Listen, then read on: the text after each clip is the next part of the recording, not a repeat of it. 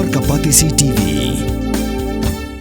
Together we achieve, together we can fly, reaching for the sky. ICFA University, Meghalaya.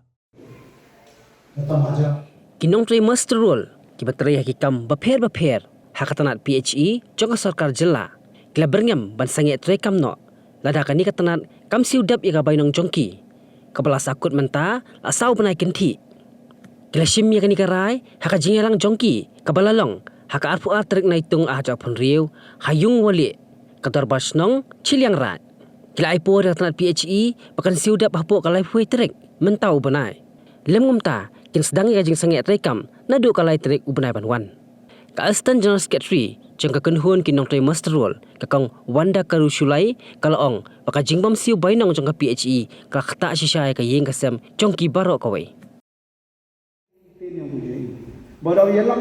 Pertujuan atau Wanda Karusulai po singa haniga association yogi maram ka assistant general secretary tayang niliang yang PHE malakam presiden yang PHE ni meeting manini ini to ni kita wa mem usu sarkar iya ka tulok yang i ka sudah so benai te niliang yang is nyau chimjing ei kantam he subas kurkon dini he bentar ibem kam yang i yung kasem chimjing ei te upan ram ini ki brule empopor wa snya niliang yang is nyau man bon gisni man la ji penai upan ni am sa no di wat di ni yung nasem le snya emite jing snya yung sa no di tang chinram wara perkhat di bom yo ani suiki te niliang yang i kam gi maslo PHE wa lada igi ni tulap hapo yang leu bitrik yang ni bunai te kat na kali tu yang agas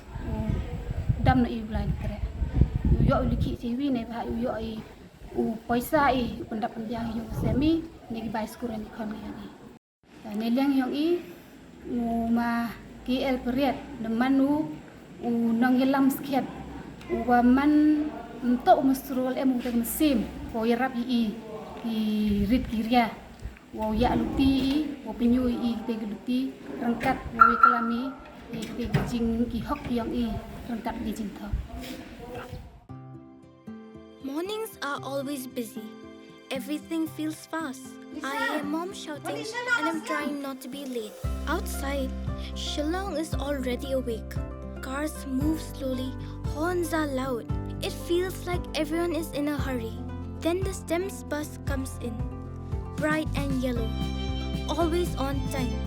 The caretaker waves and I feel okay. Inside, we laugh and sing. We share snacks, we help each other with homework. It feels nice. My parents know I'm safe through the STEMS app on mom's phone. Because this bus isn't just a ride. It takes us to school with friends and a little bit of hope. This is STEMS, our ride, our future.